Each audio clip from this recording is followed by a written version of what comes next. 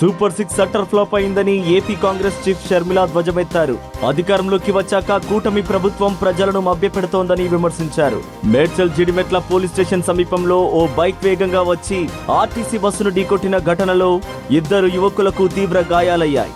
పోలీసులు కేసు నమోదు చేసుకుని దర్యాప్తు చేస్తున్నారు. పెద్దపల్లి జిల్లా గోదావరిఖండ్లో గంజాయి మత్తులో యువకులు హల్చల్ చేశారు. పోలీసులు సీసీ కెమెరాల ఆధారంగా నిందితులను గుర్తించి అదుపులోకి తీసుకున్నారు. కేటీఆర్ పై తప్పుడు కథనాలు ప్రసారం చేశారంటూ మహా టీవీ ఆఫీస్ పై బీఆర్ఎస్ కార్యకర్తలు దాడికి పాల్పడ్డారు. ఈ ఘటనలో ఆఫీస్ అద్దాలు, టీవీ పరికరాలు ధ్వంసం కాగా పోలీసులు దర్యాప్తు చేస్తున్నారు. తన కుమార్తె జర్నలిస్ట్ స్వేచ్ఛ ఆత్మహత్యకు పూర్ణచంద్రరావే కారణమని ఆమె తండ్రి ఆరోపించారు. పెళ్లి చేసుకుంటానని నమ్మించి మోసం చేసిన అతనిపై కఠిన చర్యలు తీసుకోవాలని డిమాండ్ చేశారు. ఎయిర్ ఇండియా గురుగావ్ కార్యాలయంలో డీజే పార్టీపై తీవ్ర విమర్శలు వెల్లువెత్తడంతో యాజమాన్యం కఠిన చర్యలు తీసుకుంది. బాధ్యులైన 4 అధికారులను విధుల నుంచి డిస్మిస్ చేసింది.